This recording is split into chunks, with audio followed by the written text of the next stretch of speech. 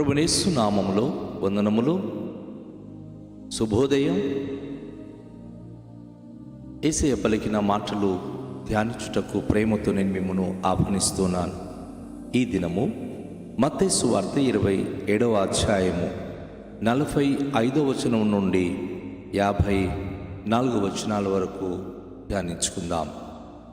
మధ్యాహ్నము మొదలుకొని 3 గంటల వరకు ఆ దేశమంతటను చీకటి కమ్మెను. ఇంచుమించు 3 గంటలప్పుడు యేసు ఏలీ ఏలీ లామా సబక్తాని అని బిగ్గరగా కేకవేసెను. ఆ మాటకు నా దేవా నా దేవా నన్నెందుకు చేయి విడిచితివని అర్థము. అక్కడ నిలిచి ఉన్న వారిలో కొందరు ఆ మాట విని ఇతడు ఏలియను పిలుచుచున్నాడనిది. వెంటనే వారిలో ఒకడు పరుగెత్తుకొని పోయి స్పాంజి తీసుకొని చిరికలో ముంచి రెల్లును తగిలించి ఆయనకు త్రాగనిచ్చెను. తక్కిన వారు ఊరుకుండుడి, ఏలియా ఇతన్ని రక్షింపవచ్చునేమో చూతుమనిది. యేసు మరల బిగ్గరగా కేకవేసి ప్రాణము విడిచెను. అప్పుడు దేవాలయపు తెర పైనుండి క్రింది వరకు 2గా చినిగెను. భూమి వణికెను, బండలు బద్దలాయెను, సమాధులు తెరవబడెను. నిద్రించిన అనేకుల మంది పరిశుద్ధ శరీరములు లేచెను. వారు సమాధులలో నుండి బయటికి వచ్చి ఆయన లేచిన తర్వాత పరిశుద్ధ పట్టణములో ప్రవేశించి అనేకులకు అగుపడిరి. శతాధిపతి అతనితో కూడా యేసునకు కావలి ఉన్నవారును భూకంపమును జరిగిన కార్యములన్నిటిని చూచి మిక్కిలి భయపడి నిజముగా ఈయన దేవుని కుమారుడని చెప్పుకొనిరి. దేవునికి ప్రియ బిడ్డలారా, ఈ వాక్య భాగంలో మనం చూసినప్పుడు కొన్ని అద్భుతాలు యేసు ప్రభువు వారి యొక్క మరణ సమయంలో జరిగినవి. యేసు ప్రభువు వారు కలువరి శిలువలో ఉన్నప్పుడు మధ్యాహ్నం మొదలుకొని 3 గంటల వరకు ఆ దేశమంతటి చీకటి కమ్మింది.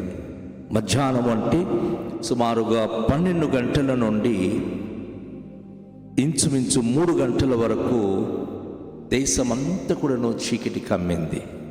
మొదటి కార్యము, ఈ చీకటి ఎందుకు కమ్మింది అంటే లోకానికి వచ్చిన లోక రక్షకుడైన ప్రభువైన యేసుక్రీస్తును లోకము గ్రహించక లోకంలో ఉన్నవారు తనను హతమార్చినందుకు, తనను సిలువలో చంపినందుకు మహిమగల దేవుడు ఆయన అద్వితీయ కుమారుడైన యేసు ప్రభు వారి యొక్క బలియాగమును ఈ భూలోకంలో ఉన్నటువంటి జ్యోతులు అనగా సూర్య చంద్ర నక్షత్రములు చూచి ఆయన మరణాన్ని జీర్ణించలేక అవి చీకటి కమ్మినవి.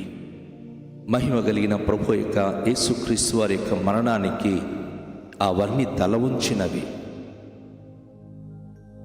ఇంచుమించు 3 గంటల సమయంలో యేసు ప్రభువారు ఏలీ ఏలీ లమ్మా సబక్తాని అని బిగ్గరగా కేకవేశాడు. ఆ మాటకు అర్థం నా దేవా నా దేవా నన్నెందుకు చేయి విడిచితివని అర్థం. సుమారుగా ఆ 3 గంటల సమయంలో యేసు ప్రభువారు చాలా బిగ్గరగా కేకేసి ఏలీ ఏలీ అంటే నా దేవా నా దేవా నా చెయ్యి ఎందుకు విడిచితివి. ఒక విషయాన్ని మనం గమనించాలి. దేవుని చేతికి మన ఎడబాటైనప్పుడే ఆ కష్టము మనం భరించలేనంతగా పెరుగుతుంది. దేవుని చేతి నీడలో దేవుని చేయి పట్టుకుని నడిచినంత కాలము అది ఎంతటి శ్రమలైనా కష్టాలైనా మనకు ఏమీ అనిపించదు. ఎందుకంటే ఆయన తన హస్తముతో మనల్ని పట్టుకుని నడిపించువాడై ఉన్నాడు. యేసు ప్రభు వారి యొక్క హస్తాన్ని తండ్రి అయిన దేవుడు పట్టుకున్నంత కాలము ఆయన సముద్రంపై నడిచాడు. చనిపోయిన వారిని లేపాడు, గురుడి వారిని చూపునిచ్చాడు. తండ్రి అయిన దేవుని చేయి తనకు తోడుగా ఉన్నంతకాలం అద్భుతాలు చేస్తూ వెళ్ళాడు. కానీ ఈరోజు కలువరి శిలువలో ఆయన ఆ విధంగా చనిపోవడానికి తండ్రి చిత్తము కనుక, తనను నలుగగొట్టడం తండ్రికి ఇష్టము కనుక ఆయన రక్తం కార్చి ప్రాణం పెడితేనే పాపులకు విమోచన కలుగుతుంది కనుక తనైన దేవుడు మౌనం వహించాడు. అందుకే యేసు ప్రభు వారు అడుగుతున్నారు, నా చెయ్యి ఎందుకు నువ్వు విడిచిపెట్టావని. ఈ వచనాలు మనం చూస్తున్నప్పుడు అక్కడ నిల్చున్న చాలామంది ఏమనుకుంటున్నారంటే, ఇతడు ఏలియాను పిలుస్తున్నాడు, ఎగతాళి చేస్తున్నారు. ఏలి అంటే వారికి తెలుసు అది దేవుడు అని. కానీ ఏలియా ప్రవక్తకు ఆయన పిలుస్తున్నాడు అని ఎగతాళి చేస్తున్నాడు. అందులో ఒకడైతే పరుగులెత్తుకుంటూ వెళ్ళి స్పాంజ్ తీసుకొని చిరక అంటే చేదు చిరక ఒక రేళ్ళుకి తగిలించి ఆయన నోటి దగ్గర పెట్టి త్రాగనిచ్చాడు. కానీ తక్కిన వారు ఊరుకుండుడి, ఏలియా ఇతనిని రక్షింపవచ్చునేమో అని అతని గురించి ఎగతలి చేస్తూ ఉన్నారు. ప్రియ దేవునికి బిడలారా, ప్రభు మరణ సమయంలో కూడా ఆయన తనకు ఆవేదన తండ్రిన దేవునికి చెప్తా ఉంటే ఎగతాళి చేస్తున్నారు. అవునండి, ఈరోజు ఎవరైనా భక్తి గల వ్యక్తి శ్రమలు పాలై ప్రార్థన చేస్తూ ఉంటే ఆ శ్రమల గుండా వెళుతున్న సేవకునికి కానీ, భక్తి గల కుటుంబానికి కానీ, వ్యక్తికి కానీ లోకము ఎగతాళి చేయడం అనేది సహజమే. అయితే ఒక వ్యక్తి తన శ్రమల మధ్య, శోధనల మధ్య తనకు తాను దేవునికి ఎప్పుడైతే అంకితమైపోతున్నాడో ఖచ్చితంగా దేవుడు ఆ వ్యక్తిని స్వీకరించుకుంటున్నాడు. ఆ వ్యక్తి పక్షంగా దేవుడు నిలబడుతున్నాడు. ఆ వ్యక్తి జీవితంలో దేవుడు అద్భుత కార్యములు జరిగించడానికి ఇష్టపడుతున్నాడు.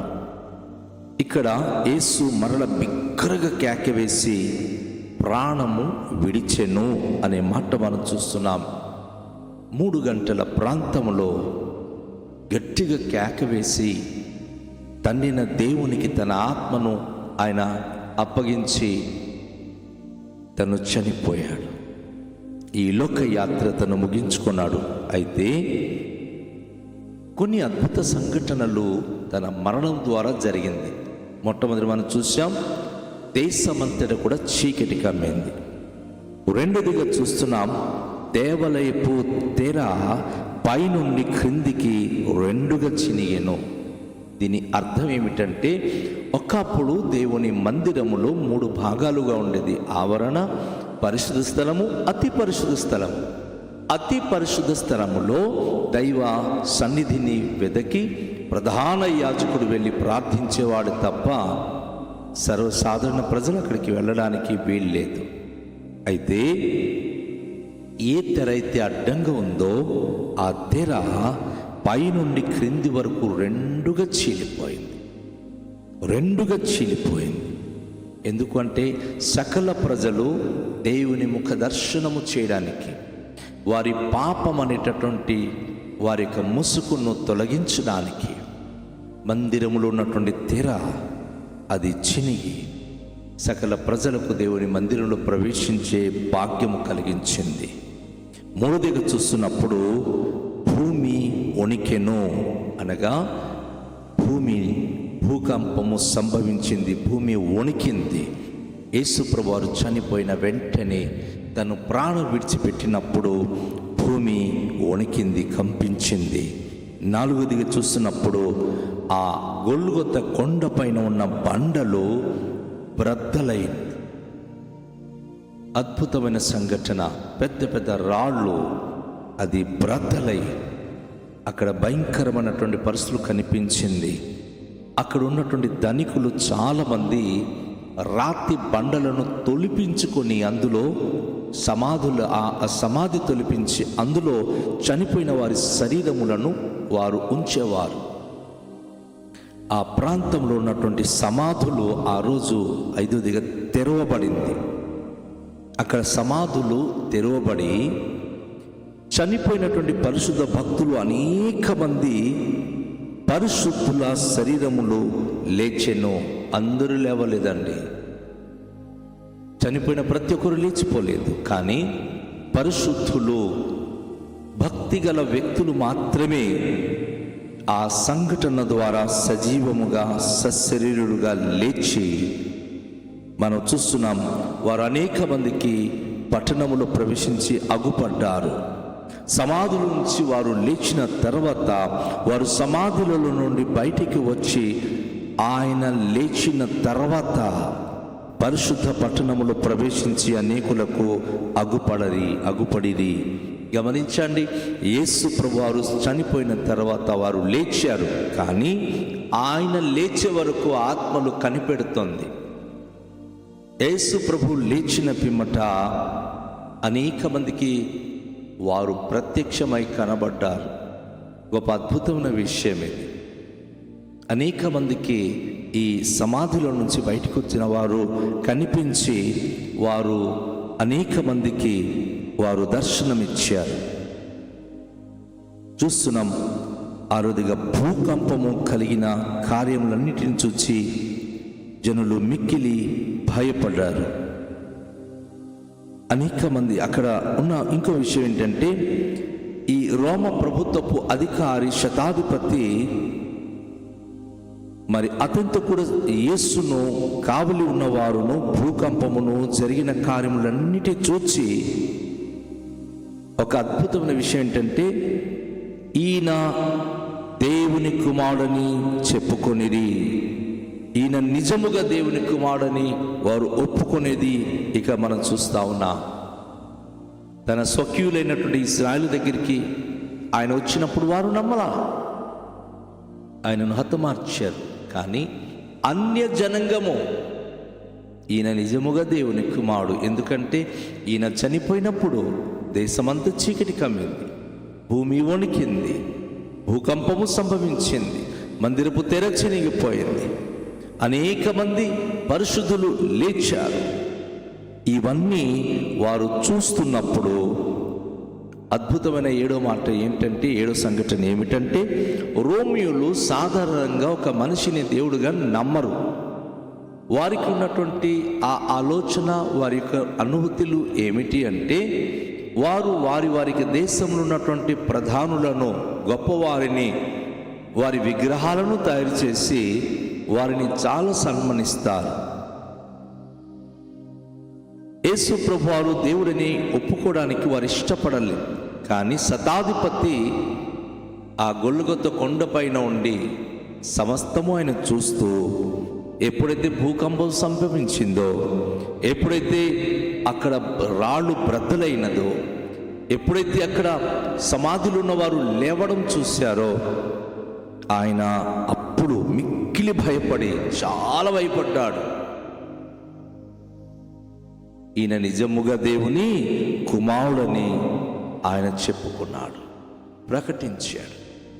నా ప్రియ దేవుని యొక్క బిడ్డలారా, ఉదయకాశములో దేవుని వర్తమానం వింటున్న మనము నిజముగా యేసు ప్రభువును మన దేవునిగా నమ్మినప్పుడు తమ దేవుని నెరుగువారు బలము కలిగి గొప్ప కార్యములు చేతురు. ఈ శతాధిపతి ప్రభువును నమ్మి రోమ పట్టణానికి సంబంధించిన ఈ రోమియోడు తన పట్టణమును సత్య సువార్త ప్రకటిస్తూ ఈరోజు ప్రపంచ దేశాల్లో రోమ్ పట్టణము సంపూర్ణమైన క్రైస్తవ దేశముగాను, అక్కడున్న ప్రజలందరూ దేవుని పట్ల విశ్వాసం కలిగిన భక్త జనాంగంగాను మారిపోయారు. ప్రతి పట్టణాల్లో, ప్రతి దేశాల్లో వారికి వ్యవస్థ, వారి ప్రార్థన స్థలాలు, వారు స్థాపించిన అనేకమైన చారిటబుల్ ట్రస్ట్ కొనసాగుతుంది. ప్రతి ఒక్కరు మనం గమనించాలి, నువ్వు నిజంగా ప్రభువును నమ్మితే నీవు అనేక మందికి మేలు చేసే వ్యక్తిగా మారిపోతావు, అనేక మందికి సహాయము చేసే వ్యక్తిగా మారిపోతావు. నువ్వు విమర్శించవు, బాధించవు, ఎవరికి ఇబ్బందులు పెట్టవు, కానీ అందరిని నువ్వు సహాయము చేసే వ్యక్తిగా మారుతావు. అట్టి దీవెన ప్రభు మనకు అనుగ్రహించులాగున ప్రార్థన చేద్దాం. దయగల తండ్రి, మీ పరిశుద్ధ నామమునకు వేలాది వందనాలు, స్తోత్రాలు. ఈ ప్రశస్తమైన సమయంలో మీ మాటలు విని ఉన్నాం. పరిశుద్ధుడా రండి, ఈ మాటల ద్వారా మాకు మీరు దర్శించి ప్రభువా, మీ మరణములో జరిగిన అద్భుత సంఘటనలను గురించి ధ్యానించి ఉన్నాం. ఎంతమంది విమర్శించినా, దూషించినా, మిమ్మల్ని మేకులతో కొట్టినా, కొరడాలతో కొట్టినా, ఎంతమంది దూషించినా, ఊసినా, మీరు నిజంగా దేవుని కుమారుడు. మీ మరణానికి ప్రకృతియే చలించిపోయింది. ప్రకృతి ప్రభు కన్ను మూసింది. ప్రకృతిలో చీకటి కమ్మింది. మీరు చనిపోయిన కొండ మీద అద్భుతాలు జరిగింది. ఈరోజు ఎవరు ఏమన్నా నిజమైన ప్రభు అయిన మీకే మేము నమ్మకం కలిగి మీలో మేము జీవించే భాగ్యవంతులుగా చేయండి. లోకంలో శోధన శ్రమలు సహిస్తూ మీ కొరకు నిలబడే సామర్థ్యత మాకు దయచేయండి. ఈ ఉదయకాశంలో ఈ వాక్యం ద్వారా మా జీవితాలను దర్శించి ఘనత, మహిమ, ప్రభావం మీరే పొందుకున్నామని, మీ దీవెన అనుగ్రహించమని యేసునామములో ప్రార్థిస్తున్నాము తండ్రి. ఆమేన్. అందరికీ షాలోమ్. ప్రభు మనను దీవించునుగాక.